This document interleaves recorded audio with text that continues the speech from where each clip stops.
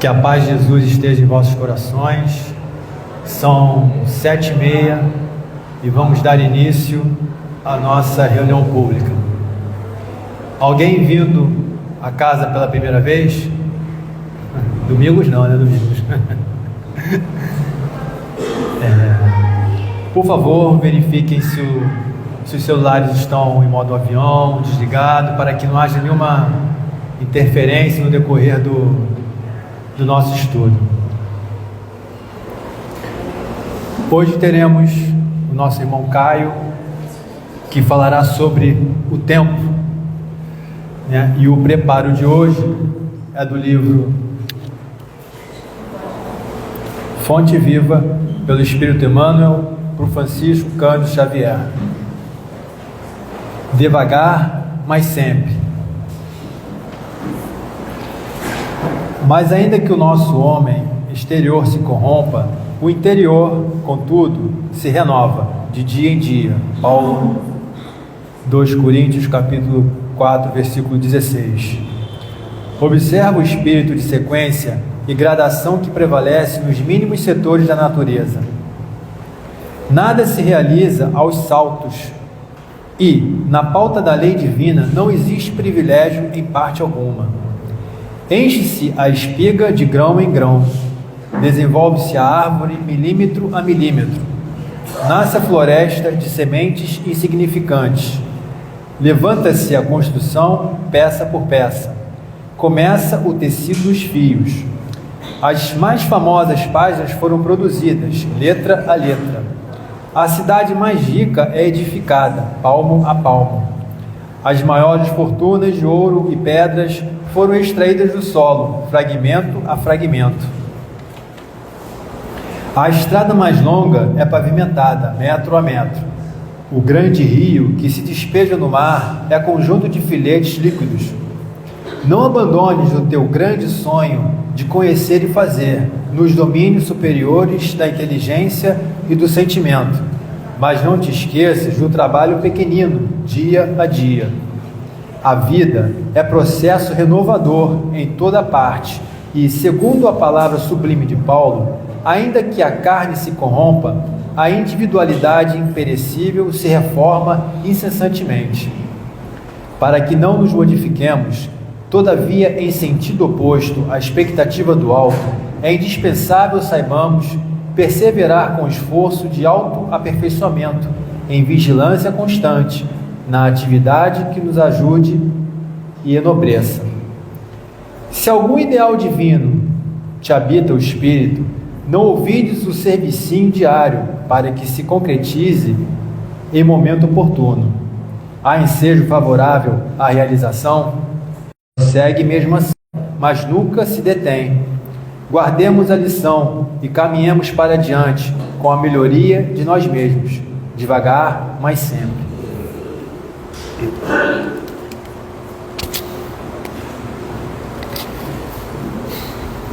Então, irmãos, depois desse preparo, vamos procurar elevar os nossos pensamentos e agradecer ao Mestre Jesus, agradecer a toda a equipe de trabalhadores espirituais que prepararam esse ambiente para que essa reunião pudesse proceder da melhor forma possível. E sim, agradecer essa oportunidade de estarmos aqui reunidos, sendo tratados, ouvindo essas palavras, esse estudo, para podermos refletir depois, e que a espiritualidade possa amparar, intuir o Caio, que preparou esse estudo para todos nós. Que possamos aproveitar o máximo e que Jesus nos abençoe hoje e sempre. Que assim seja, graças a Deus. Graças a Deus. Boa noite. Peraí, deixa eu botar aqui. Vem. Boa noite. Depois desse preparo, eu posso dizer que eu poderia já até ir embora, porque tudo que eu tinha para falar, o Nil já conseguiu resumir em 3 minutos. Mas, de certa forma, isso é bom, porque é a certeza que a espiritualidade está do nosso lado, né? porque as coisas não acontecem por acaso. Então, se esse preparo chegou até nós através do Neil, então é mais ou menos o que eu vou falar, e é certeza que a espiritualidade, de alguma forma, através de mim, quer que a gente fale sobre isso, né? Então, o pessoal estava até brincando comigo, porque é a primeira vez que eu faço uma exposição, e fala assim, pô, você não está nervoso não? Eu, até o momento, eu não estava nervoso. Mas, quando a gente pega esse microfone aqui, realmente é pesado, né? Mas, o que eu posso dizer é que, realmente, a responsabilidade é grande. A gente está falando aqui de um tema complexo, eu sabia da complexidade do tema, mas, ao mesmo tempo, também o que me deixa tranquilo é que eu estou falando entre amigos. Então, não é uma coisa assim tão difícil assim, porque é uma casa que a gente sente muito amor, sente muito acolhimento. Eu realmente me sinto amado nessa casa, me sinto valorizado, sinto que a espiritualidade aqui me colocou aqui por algum motivo. Então, o tema que eu escolhi, agradeço a casa e agradeço principalmente a Carol por ter me dado essa oportunidade de estar aqui, né? Porque a partir do momento que a gente começa a estudar sobre um tema para falar para todo mundo, falar em público, então a gente intensifica os nossos estudos e a gente começa a voltar a olhar mais para nós mesmos. Então essa foi uma oportunidade também de eu intensificar os meus estudos, foi uma oportunidade de eu estudar mais, aprender mais, e porque eu estou falando aqui, mas a primeira pessoa que escuta sou eu mesmo, né? A boca está mais perto, né? E muita gente tá pensando, por que esse garoto tá querendo falar? Esse garoto aí tem, 20 anos, tá querendo falar, ensinar alguma coisa a alguém? Gostaram dos 20 anos, né? Se eu tivesse feito a barba, estaria passando batido, né? Mas realmente eu não tenho muito que... Realmente, eu não vim falar nada de especial. Eu acho que tudo que eu vim falar aqui, acho que a maioria das pessoas já sabem. Talvez a minha função hoje aqui seja mais reforçar. Falar sobre o Evangelho, falar sobre Jesus. Então, sem mais delongas, o tema que eu escolhi foi tempo, porque se o Espiritismo trata do tempo, se o Espiritismo ele traz as 3 esferas, ou seja, ele fala sobre religião, ele fala sobre ciência, ele fala sobre filosofia, eu acredito que o tema tempo, ele também perpassa todas essas 3 esferas. Hoje em dia, o tempo, a gente tem falado muito no tempo na questão científica, sobre a relatividade do tempo, e ao mesmo tempo a gente sempre falou do tempo na concepção religiosa, ou seja, o tempo de Deus, o tempo da salvação. E a filosofia entra em terceiro lugar para conceituar esse conceito tão abstrato, né? Para a gente conseguir compreender um conceito que realmente é um conceito muito abstrato do tempo. Tanto é abstrato que talvez uma das pessoas que mais se debruçaram sobre o tempo foi Santo Agostinho. Ele tinha um verdadeiro ânimo de estudar sobre o tempo. Nos vários livros que ele tem sobre a confissão dele, esse tema é um tema que está o tempo todo presente sobre o tempo. E ele diz assim, na sua confissão, livro 11, o homem é o tempo. Por conseguinte, o que é o tempo? Se ninguém me pergunta, eu sei. Porém, se quero explicá-lo a quem me pergunta, então eu não sei. Então, é uma coisa assim, né? Já pararam para pensar? A gente não consegue explicar o tempo. A gente consegue perceber o tempo, mas é muito difícil a gente tratar sobre o tempo. E eu, particularmente, eu gosto de uma definição do tempo de Aristóteles, que ele diz assim: o tempo é uma sucessão de instantes. Ou seja, essa concepção, primeiramente, que o tempo é cíclico, a nossa percepção do tempo é cíclico, e que ele está diretamente, a nossa base é o presente, né? Sucessão de instantes, ou seja, o nosso tempo é o tempo presente. E utilizando dessas reflexões de Aristóteles, o Hermínio Corrêa de Miranda, ele também se utiliza muito de Aristóteles para falar sobre o tempo, basicamente sobre o presente, porque para Aristóteles o presente é o tempo indivisível. Por quê? Porque a gente não consegue dividir o presente. Ninguém sabe definir exatamente quando começa o agora e quando termina, quando começa o instante e quando termina. Então, o presente é a nossa base. Por quê? Porque quando a gente fala de passado, a gente está tomando o presente como referencial, ou seja, tudo que passou a partir desse tempo é o tempo presente. E o futuro é tudo que está para vir, mas a partir também desse tempo presente. Então, o presente é esse tempo indivisível, né? Eu gosto de pensar o presente como o nosso tempo, o tempo com o Criador. O tempo, se o tempo de Deus é a eternidade, o nosso tempo é o presente.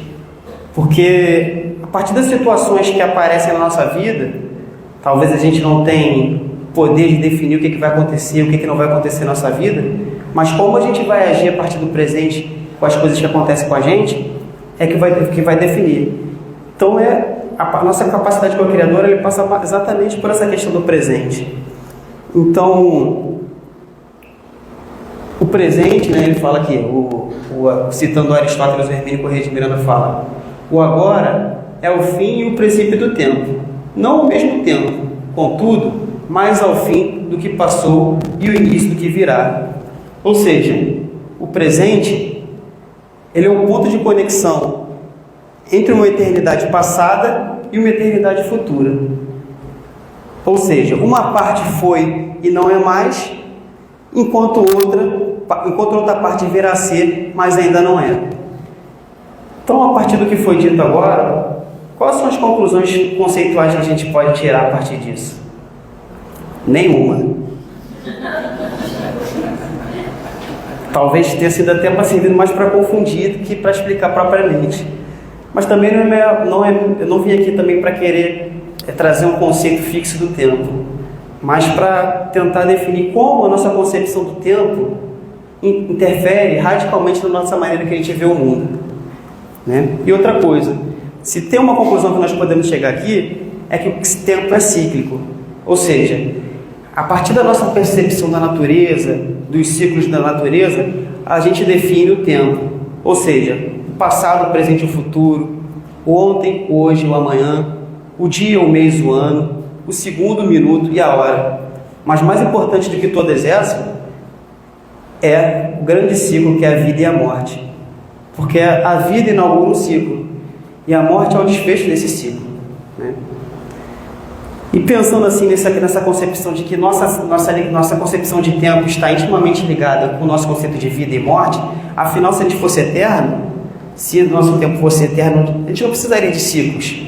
Nosso tempo seria um eterno passar, nossa vida seria um eterno passar de tempo. E eu lembro uma conversa que eu tive com meu pai. No caso, meu pai, não sei se daria para dizer que ele é ateu, cético, não, vamos dizer agnóstico, né?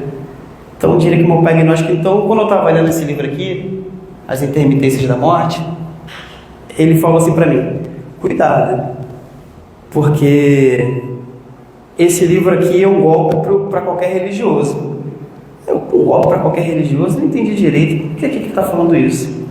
Então, o contexto do livro é o seguinte: assim como nos livros do Saramago, que de uma hora para outra ninguém mais enxergava, Saramago tem muito disso.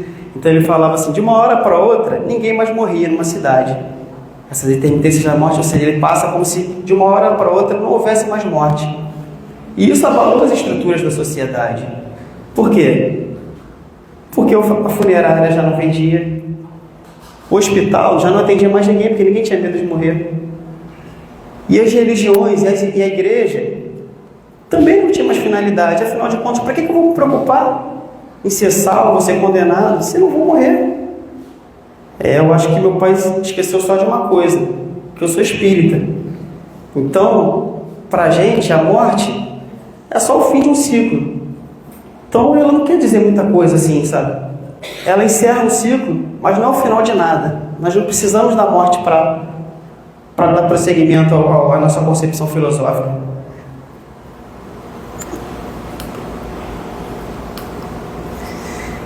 E nesse mesmo livro do Hermínio Corrêa de Miranda, aliás, queria fazer uma defesa, Ângela, da biblioteca, eu vou devolver esse livro.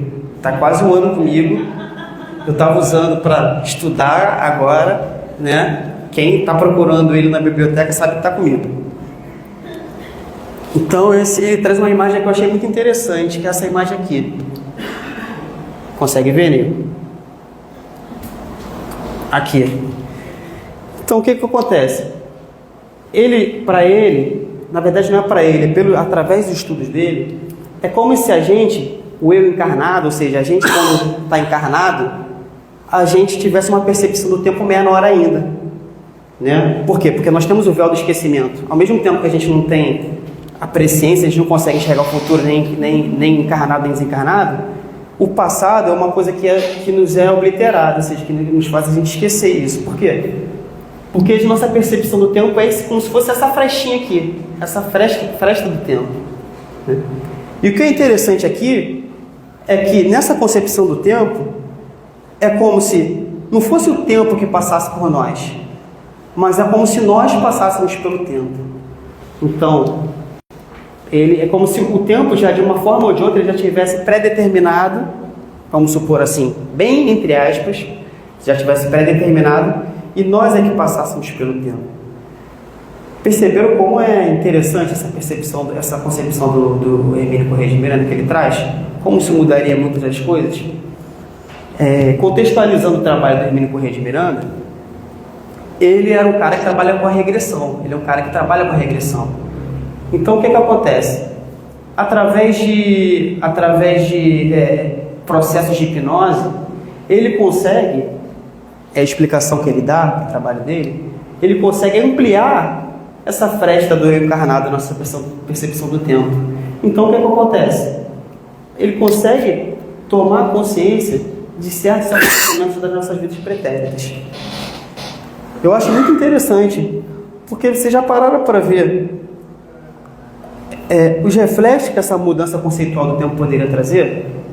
Eu acho que duas consequências possíveis.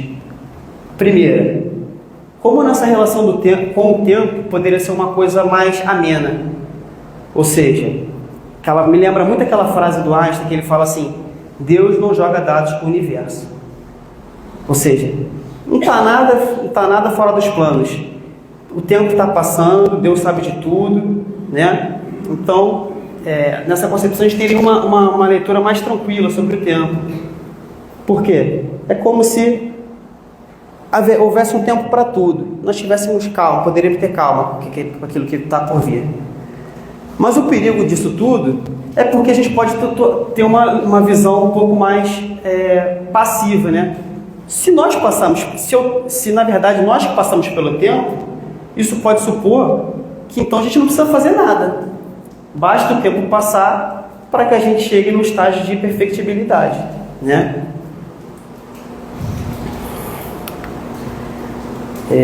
Isso me lembra uma conversa que eu tive com um amigo meu no trabalho, porque eu não entendia muito bem essa questão da predestinação do Calvino, João Calvino, né?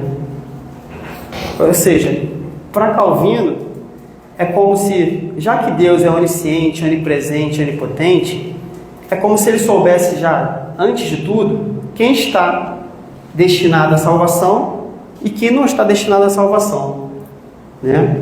E aquilo ali me soava muito bem, já que a gente está falando do fatalismo, naquela concepção de tempo. Lembra dessa imagem que eu trouxe aqui? Que eu falei dos perigos pode ser o fatalismo, já como se a gente não precisasse, como se o tempo passasse, a gente não quisesse fazer nenhum esforço. Essa concepção do tempo também me lembrou muito essa conversa que eu tive com esse meu amigo. Só que eu acho que ele fez até uma analogia, uma frase do Calvino, né? Uma coisa é certa em nossos corações: nada acontecerá que Deus não tenha decidido. Então nessa conversa ele fez uma analogia assim para mim: Caio, é como se Deus visse os seres humanos como um grande rio congelado. Como um grande rio congelado? Ele como um grande rio congelado. Ele sabe as curvas desse rio. Ele vê tudo de cima. Ele é onipotente, onipresente, onisciente. Então ele sabe quais são as curvas, ele sabe de tudo. Aí eu pensando, eu retruquei ele, rebati ele assim: é verdade, mas eu acho que a grande diferença para o espiritismo é que Deus, ao invés de ver o rio congelado, ele consegue enxergar o delta, ou seja, aonde esse rio vai dar.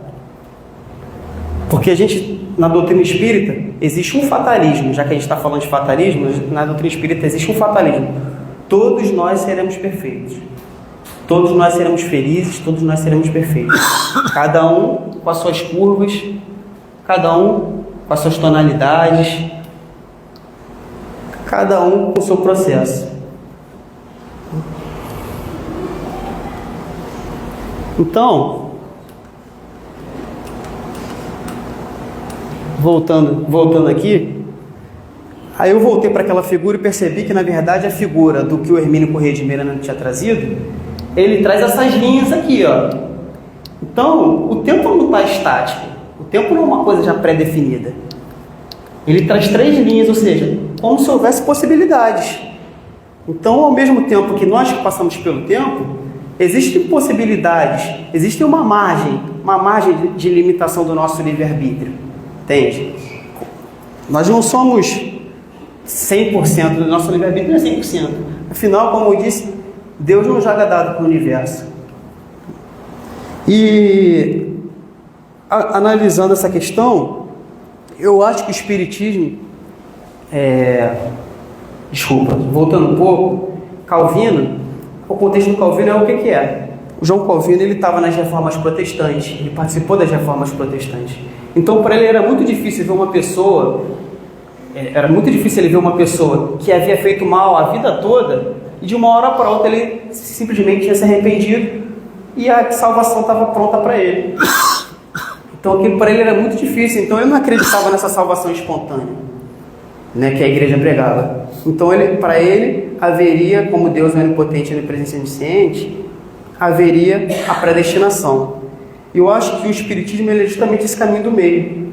Ele nem é essa predestinação, ele nem é essa predestinação onde todo mundo está fadado à salvação ou à condenação, e nem é essa salvação espontânea daquela igreja do século XVI.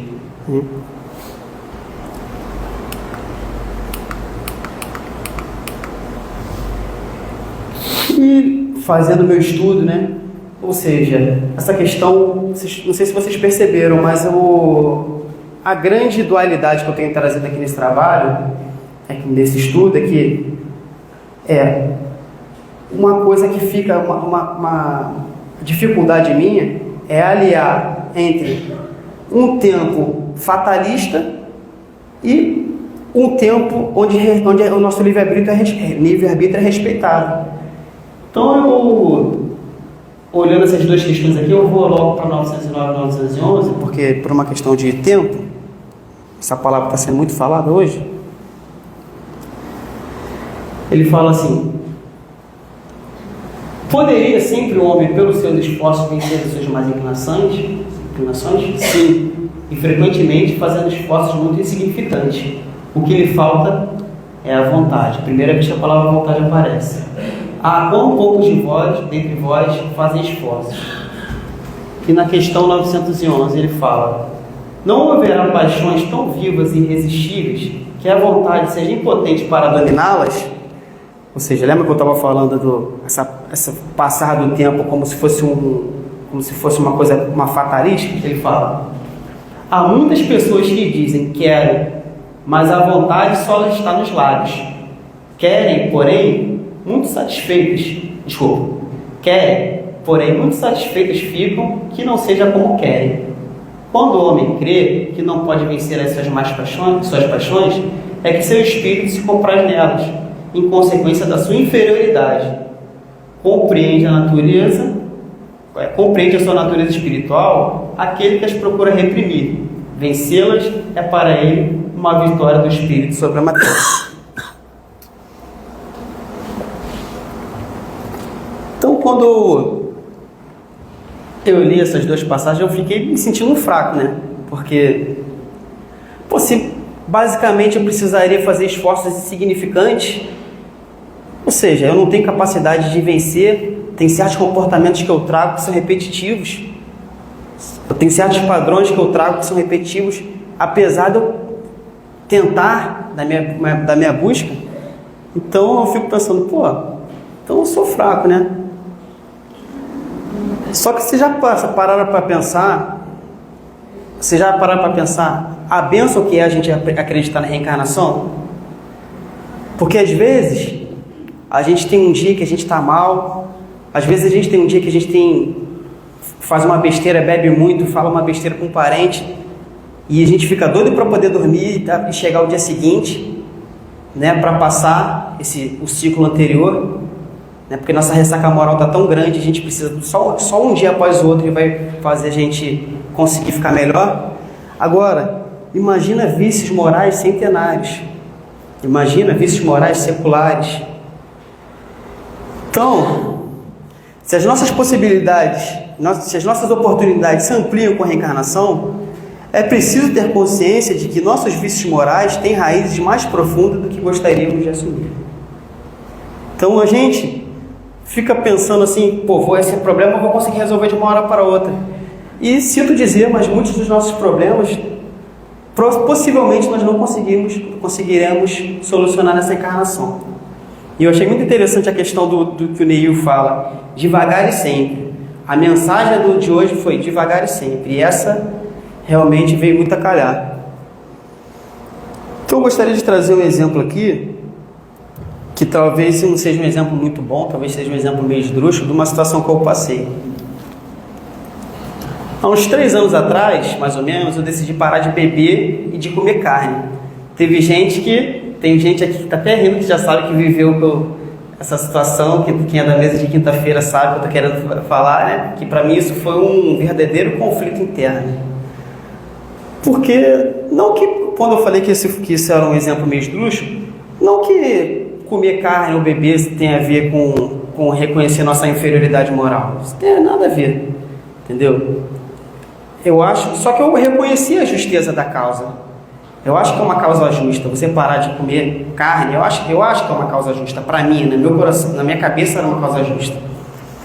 Então, a bebida para mim não foi problema, porque tranquilo, bebo uma cerveja sem álcool e tal, consigo confraternizar, era uma coisa mais para confraternizar, então era um prazer que eu consegui dar conta. Mas a carne para mim foi difícil, porque era um prazer que eu tinha na vida, né? A carne é um prazer que eu tenho na minha vida, comer carne.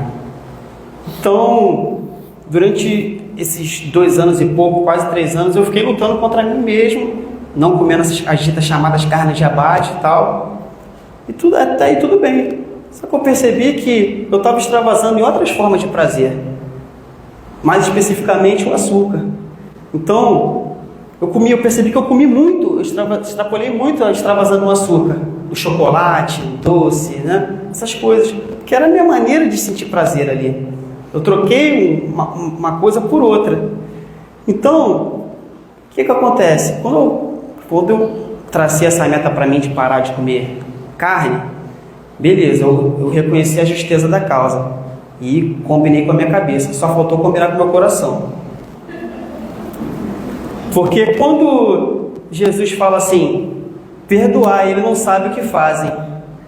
Talvez hoje a gente saiba um pouco mais, porque a gente tem conhecimento maior, um conhecimento mais ampliado, mas muitas vezes a gente ainda sabe com a cabeça e a gente às vezes esquece de saber com o coração também.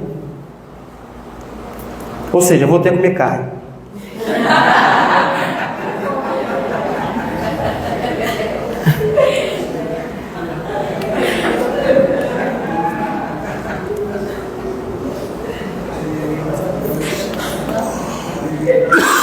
Eu estou querendo chamar a atenção, né, lá daquela questão 909, 911, é que realmente a questão 909, 911 chama atenção para a nossa vontade. A palavra vontade aparece a palavra vontade aparece, vou achar aqui, acho que 3 vezes aqui, uma outra aqui e outra aqui também que eu não, ela aparece 3 vezes no texto.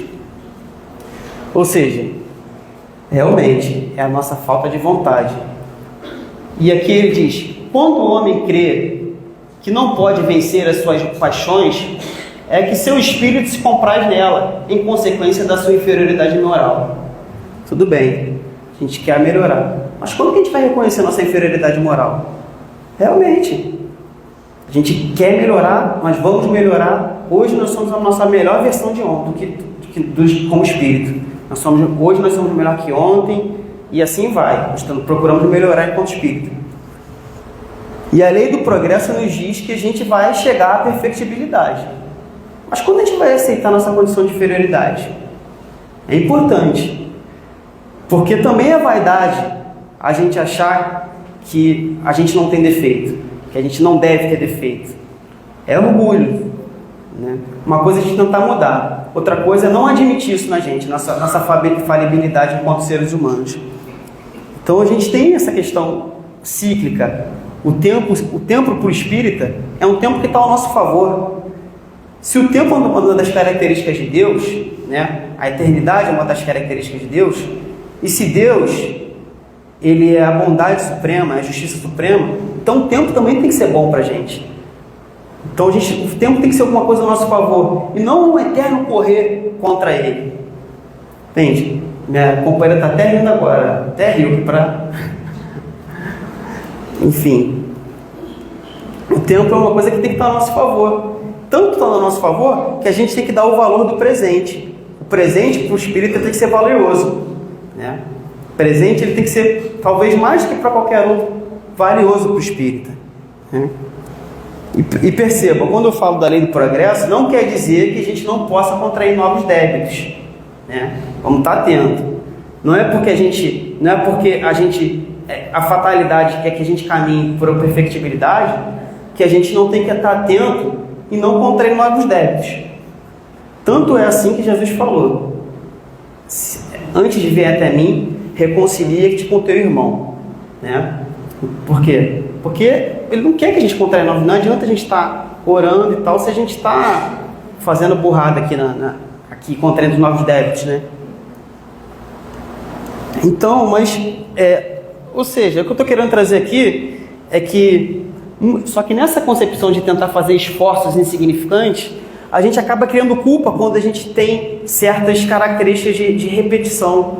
Quando a gente tenta melhorar e no dia seguinte a gente não consegue. Aí, caramba, olha só, não consegui melhorar isso aqui naquele aspecto. Pô, fui de novo grosseiro com isso aqui. Aí amanhã, pô, caraca, de novo, cara. Pô, e de novo. Então aquilo acaba trazendo um grau de culpa na gente que está muito presente na gente. A culpa é muito presente, está muito presente na gente, né? Então, a gente tem que procurar se melhorar sim, nós temos que procurar sempre ser melhor que ontem, só que ao mesmo tempo, a gente tem que evitar as culpas, porque aqui na nossa casa a gente trabalha muito com autoconhecimento, né? Nossa casa é uma casa do autoconhecimento, e hoje em dia a gente tem estudos que falam que a culpa é um grande acesso para a autoobsessão, né? Você começa a se auto-obsediar, não aceitando sua condição de falibilidade, né?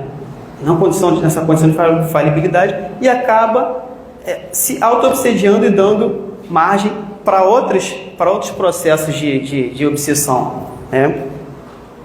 Então ela parece arraigada no nosso espírito. E então a gente percebe que há uma mentalidade ainda muito forte católica ainda, da igreja católica. E a igreja que eu digo aqui no pior sentido, porque existe a parte boa, né? Mas aquela igreja do século XVI, né? Ou seja, da culpa, do pecado, aquilo ainda está muito presente em cima da gente. E na verdade, muitas vezes a gente troca o nome.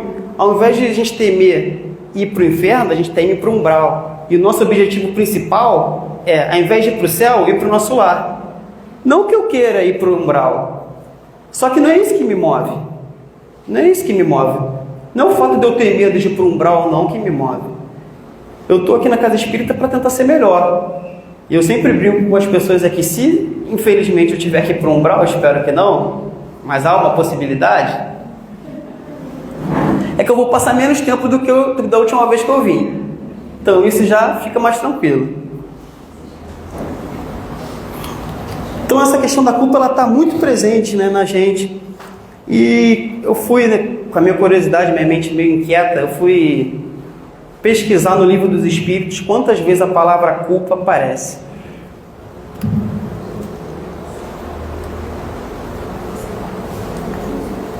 E a minha surpresa foi que ela aparece 86 vezes. A palavra culpa, ela aparece 86 vezes no Livro dos Espíritos. A palavra culpa, culpado. E eu pensei, pô, caramba, aparece muitas vezes, né? Eu vou lá no original, apesar de não saber falar francês, mas eu vou lá no original. Então eu fui fazendo uma correlação de palavras e descobri que no original a palavra que Kardec usa é fouter. ou seja, falta, falha. E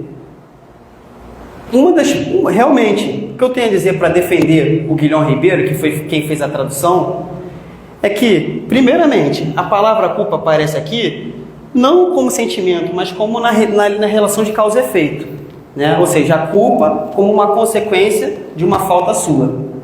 A primeira coisa que eu tenho para falar para defender o Guilherme Ribeiro. E em segundo lugar, porque realmente uma das definições possíveis, uma das transliterações possíveis da palavra fauter é culpa. Só que já existe uma palavra no francês que significa culpa, que é culpabilité. Então eu acho que aqui houve uma imprecisão. E pode parecer uma preciosidade minha trazer isso, né? Pode falar, pô, cara, mas era uma das definições possíveis, ela é a palavra culpa. Só que eu acho que isso diz muito, não só do Guilherme Ribeiro, mas diz muito da gente. Porque a palavra, de todas as palavras que eu falei, que das transliterações possíveis, ele escolheu justamente a palavra culpa. O que significa que isso está no nosso inconsciente, também enquanto espírita. Entende? Então, e o Herculano Pires, engraçado, esse mesmo pai que é agnóstico, foi quem me deu um livro que estava no barco dele, quando ele comprou o barco dele, tinha um livro do Livro dos Espíritos, que era do Herculano Pires. E eu fui ver o Livro dos Espíritos, já no livro do Herculano Pires, a tradição dele que ele usa para a palavra culpa, para a palavra fauter, é falta. Ou seja, há uma mudança aqui. Interessante, né? Então essa questão da culpa, ela está muito presente, do pecado, essa coisa do pecado original, né, do Adão e Eva, né? Ou seja, a gente já nasceu com uma culpa, como se a gente tivesse nascido com uma culpa. A gente sabe que esse mito do Adão e Eva, esse conto do Adão e Eva, ele é carregado de simbolismos, né? Só que eu estava vendo um documentário não sei se vocês conhecem, do Silvio Tendler, né? Que ele fazia uma outra leitura judaica do mito do Adão e Eva. Para ele, o mito do Adão e Eva foi o primeiro ato de desobediência do ser humano. Achei interessante. O nome do documentário é Alma Imoral, bem sugestivo. Então, o conto do Adão e Eva foi o primeiro ato de desobediência humana. Mas a desobediência humana não é a questão do desobedecer, assim, no pior dos termos, mas um ato de estar consciente, de tomar consciência daquilo, né? Porque até então a humanidade era animal, era um macaco. Se a gente não tinha o que era o afirmo que representa o Éden? É porque se a gente vai ser cobrado a partir do nosso conhecimento, quando a gente não tem conhecimento de nada, a gente ignora tudo. Então tudo é bom, tudo é ótimo. Mas a partir daquilo que a gente passa pelo nosso crivo da razão, aí a coisa fica, o buraco é mais embaixo, né? Então o nosso primeiro ato o mito do Adão e Eva é esse primeiro ato de desobediência, né? No sentido de tomar consciência, do ser humano tomando consciência das suas escolhas, do seu livre-arbítrio. Enfim, até agora eu acho que o mais confundido que expliquei, né? Mas é intencional. Eu tô que nem aquela música do Tom Zé. Eu tô confundindo para te esclarecer. Eu tô te esclarecendo, sabe? Tô ficando cego para poder guiar. Porque às vezes a gente precisa de confusão mesmo, né? A gente precisa pensar, refletir, analisar e não pegar um conhecimento mastigado e... Então, a grande confusão, ou seja, tudo bem. Então, se a gente está falando do livre-arbítrio e do tempo, ou seja, se a gente está falando das potencialidades, qual as potencialidades da vontade? Qual a potencialidade do nosso livre-arbítrio? E ao mesmo tempo, já que somos nós que passamos pelo tempo, quais são os limites do nosso livre-arbítrio, né? Então, eu procurei a palavra vontade no Livro dos Espíritos. Você deve estar para cá, esse cara tem fissura por isso, né, cara? Já procurou? A palavra chata, tu procurou? Não, mas a palavra vontade eu procurei, tinha 35 vezes. Essa palavra vontade tinha 135 vezes que ela aparece no Livro dos Espíritos. E me lembrei muito de um outro documentário que eu vi chamado Para Ver Freud. Eu não sou especialista nisso, espero não estar falando besteira, Luna. Se estiver falando besteira, por favor, me corrija. Que ele fala sobre a pulsão, né? Ele traz a questão da pulsão. Então eu fiz uma analogia entre a pulsão e a vontade, né? Porque agora essa segunda parte dessa exposição aqui tem a ver, estou tentando apontar caminhos. Agora, se eu até então confundi, agora eu vou tentar apontar caminhos que de repente fizeram efeito comigo. Então, para Freud, todos nós temos pulsões. Ou seja, nós temos vontades intrínsecas dos seres humanos. Nós temos vontade, nós temos desejo. E cabe a nós canalizar de uma forma ou de outra como que a gente vai usar essa pulsão. Mais ou menos assim, de maneira bem grosseira, eu acho que eu tentei falar um pouco sobre isso. Porque eu acho que fez todo sentido para mim. Como é que a gente vai usar a nossa pulsão? Como a gente vai usar a nossa vontade, a nossa energia? Como a gente vai canalizar a nossa energia? Lembra que eu falei que eu parei de comer carne? Lembra que eu tinha falado? Só que eu transferi essa minha pulsão para o doce. E eu esqueci de falar. Acabei entrando no quadro de pré-diabetes nessa brincadeira toda. Acredita? Então, qual é essa nossa questão de... Qual é a nossa pulsão? Eu acho que é uma grande aposta. Ao invés da gente tentar focar onde a gente vai transferir a nossa energia, onde a gente vai colocar a nossa energia, sem culpa, entendeu? Sem culpa. Por quê? Porque diferente da culpa, que é um sentimento que perpassa todos esses tempos, como eu estava falando, o passado, às vezes a gente está se sentindo culpado de uma coisa que a gente fez lá no passado e ele me permeia agora no presente, e lá na frente eu também estou me sentindo culpado. A falta, ele nos dá a possibilidade de reparação. Então, como é que a gente vai usar essa nossa pulsão? Então, gostaria de... Lembra que eu tinha falado lá atrás do Santo Agostinho? Lembra do Santo Agostinho que eu tinha falado lá atrás? A história do Santo Agostinho é mais ou menos assim. Breve, eu vou tentar resumir. Santo Agostinho, ele, segundo relatos, ele tinha uma vida mundana, né? Ele tinha uma vida assim, ele sempre foi muito questionador e tal. Para ele essa questão do tempo, de Deus, era muito importante saber, porque ele tinha uma condição de nobreza. E não foi permitido ele casar com a mulher que ele amava, porque ele era nobre e ela era plebeia. Então, para ele sempre perguntava: como é que esse mundo é justo? Como é que pode ser um mundo justo se está cheio de injustiça por aí?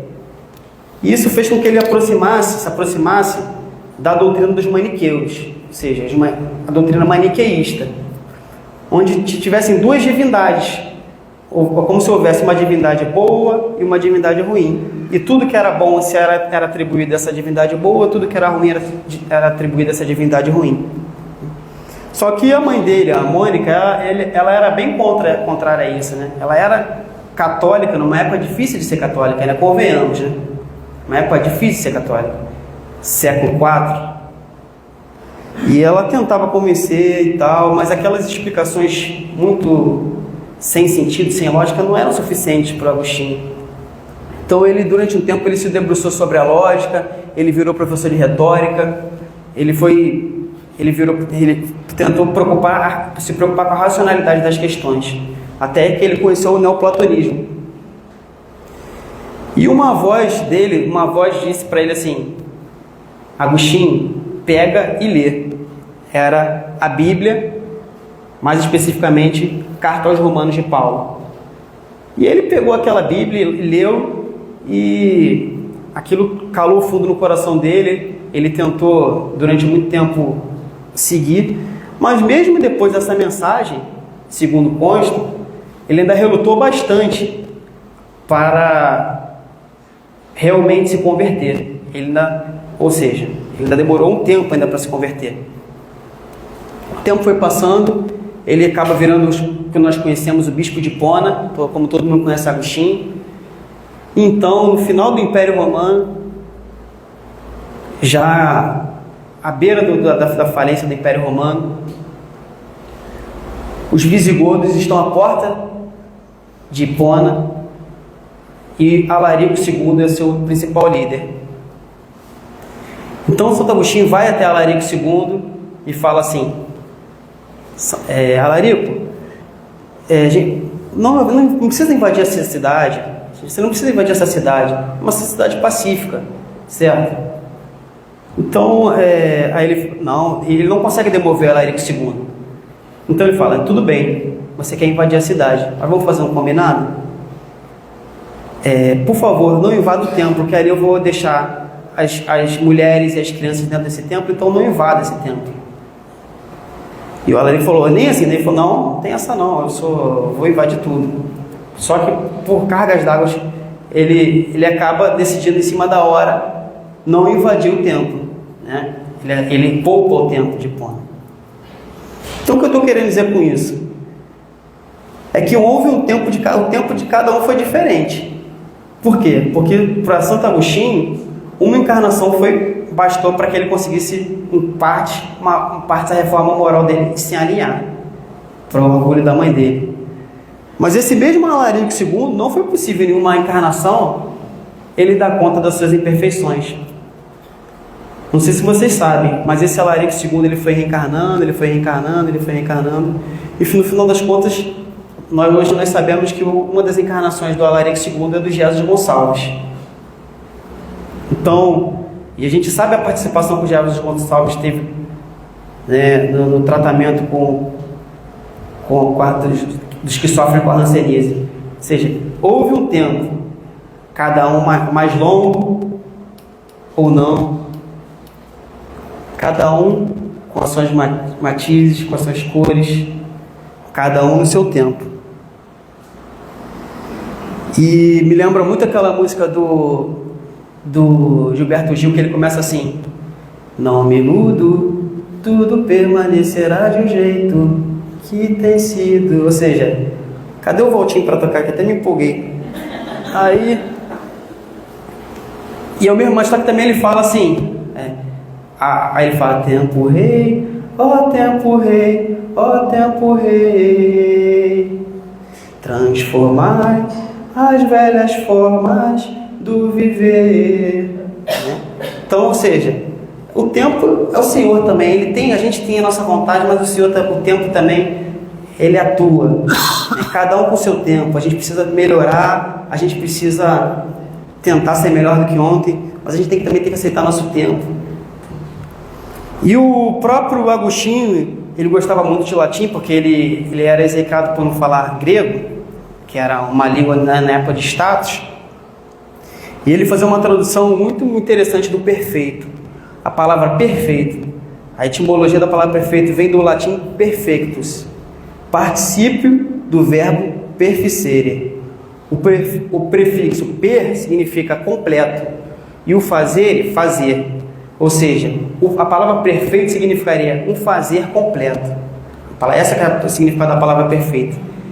E a definição de defeito é uma falha nesse fazer. É como se houvesse uma falha nesse fazer. O defeito era a falha do fazer, ou seja, um afastamento do fazer completo, um afastamento de Deus. O defeito era o nosso afastamento de Deus. Mas existe também um outro antônimo para a palavra defeito, né? Se o Agostinho tentou fazer esse jogo de palavras entre perfeito e defeito, eu gostaria de fazer um contorcionismo lógico aqui, mas existe também um outro antônimo para a palavra defeito. Qual o outro antônimo para a palavra defeito? Qualidade. Outro antônimo da palavra defeito é qualidade. Então, através desse malabarismo que eu estou fazendo aqui, lógico, retórico, então poderia dizer que a nossa qualidade é que vai nos aproximar da perfectibilidade, né?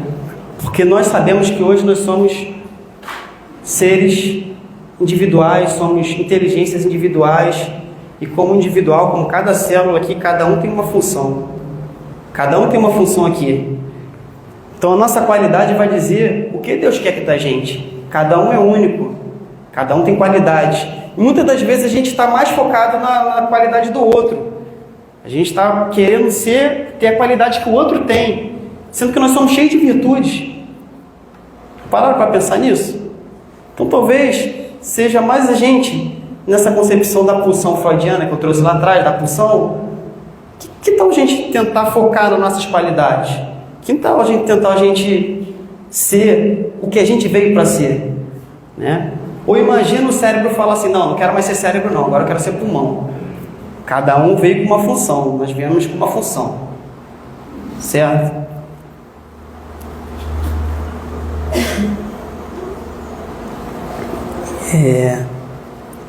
O mesmo Santo Agostinho, não sei se vocês lembram, ele tem uma questão também, talvez uma das questões que eu considero mais importantes no Livro dos Espíritos, que é a questão 919, né? Quando ele pede para a gente rever o nosso dia, quando ele pede para a gente refazer os nossos passos, o que a gente se arrepende, o que a gente tem vergonha de assumir, o que a gente não assumiria em público que a gente fez hoje. Essa é uma maneira que ele tem. Ele diz isso na terceira parte do Livro dos Espíritos, logo terminando, é a última questão das leis morais, por incrível que pareça. Está falando das leis morais. Então ele fala, para a gente averiguar o nosso dia, a pergunta na verdade é, como é que eu posso trabalhar para esse meu autoconhecimento? Né? Ele fala, faça que nem eu fiz, avalie seu dia antes de dormir, verifique como é que foi seu dia, o que é que você se arrepende ou não. Mas também tem uma parte muito importante que às vezes a gente esquece, que ele fala assim lá no finalzinho, dê balanço no seu dia moral, para, a exemplo do comerciante, avaliar suas perdas e seus lucros. E eu vos asseguro que a conta destes será mais avultada que daquelas. Ou seja, ele está dizendo que os nossos lucros serão mais avultados do que nossas perdas, se a gente fizer um balanço do nosso dia moral. E às vezes a gente acha que não, né? Às vezes acha que a gente a gente só errou, a gente... Então, é aquilo que eu estava falando. Se na primeira parte desse estudo que eu trouxe muitas dúvidas, talvez como uma forma de a gente pensar como solução, seja a gente entregar nossa energia para aquilo que a gente tem de melhor, para aquilo que a gente realmente veio fazer aqui, e se refletir, o que é que Deus quer da gente? Então, eu acho que o autoconhecimento é importante, essa casa preza muito pelo autoconhecimento, a gente fala muito do autoconhecimento. O estar presente, né? O estar presente é da meditação às vezes. O que é a meditação? É você estar presente aqui, hoje ou agora. É a aceitação de quem nós somos, porque a aceitação de quem nós somos também passa pela aceitação de quem é o outro. Então, a partir do momento que a gente aceita o outro também. A vontade de mudar, o serviço, o trabalho também é muito importante. Acho que o trabalho talvez seja uma grande forma da gente canalizar essa pulsão que nós temos. Inclusive, eu até agradeço a Carol, porque quando ela me convidou para fazer esse estudo aqui, para a gente fazer esse estudo aqui da gente, na verdade foi uma grande responsabilidade. Então eu precisei vigiar mais, eu precisei estar mais vigilante, porque eu não podia subir aqui e com a cara mais lavada do mundo e tentar falar só palavras, entendeu? Então eu precisei fazer uma higienização mental desde o tempo que ela me convidou. Eu precisei procurar ser melhor do que eu era. Então o serviço é muito bom. O serviço é uma forma da gente tentar canalizar essa nossa pulsão para o melhor. E essa casa aqui, ela oferece muito isso para a gente. Essa casa aqui, ela nos oferece a oportunidade de trabalho. Não que trabalho só se faça aqui na casa espírita. O trabalho também se faz na família, o trabalho se faz no próprio trabalho mesmo. Mas, particularmente aqui, realmente eu fui muito acolhido desde o momento que eu cheguei. Tive muita oportunidade de trabalho, essa é mais uma, tentei fazer o meu melhor hoje. E mais que isso, a aceitação do tempo, né? Eu acho que é isso. A mensagem que o Neil me trouxe muita confiança, porque realmente o início da mensagem era devagar e sempre. A gente tem que aceitar o tempo, ter calma, mas sempre caminhando, através do estudo, através do trabalho, do burilamento, do olhar ao próximo. Então vamos, devagar e sempre, em busca do nosso melhor. Muito obrigado.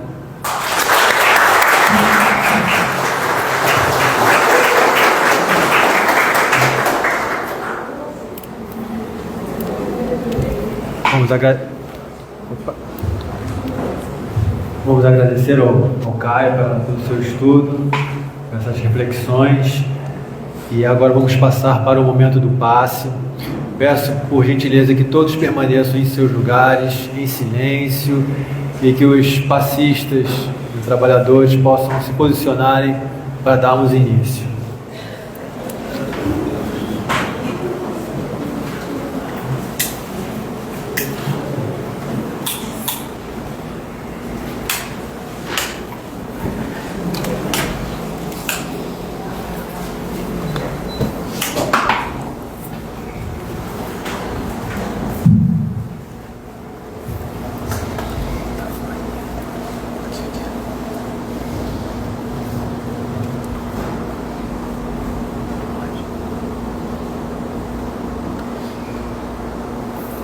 Pensando em Jesus,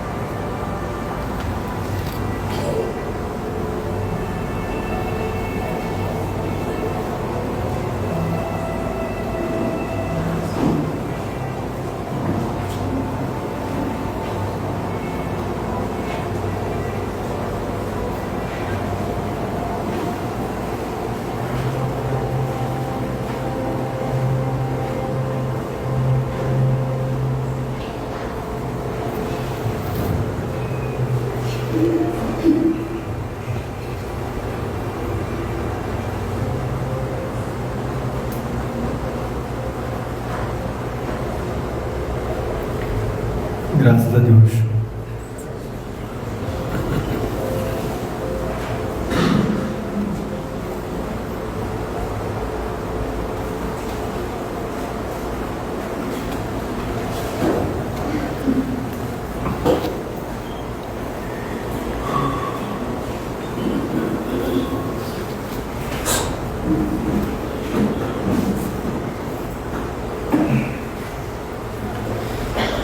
irmãos, vamos manter os pensamentos elevados, aproveitando esse envolvimento com todas as energias positivas e emanar positivamente para os nomes que foram colocados nas caixas de prece.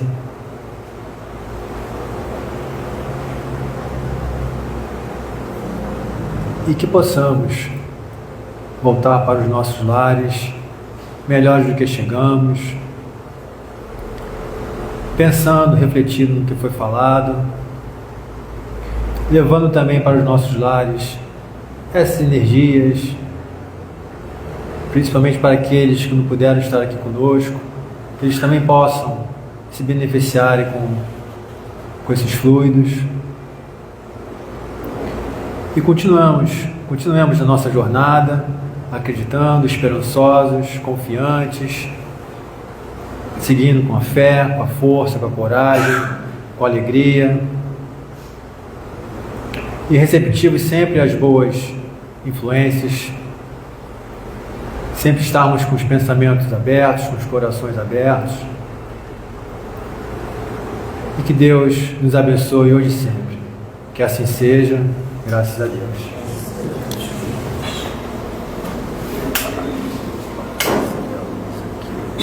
Ritual aqui.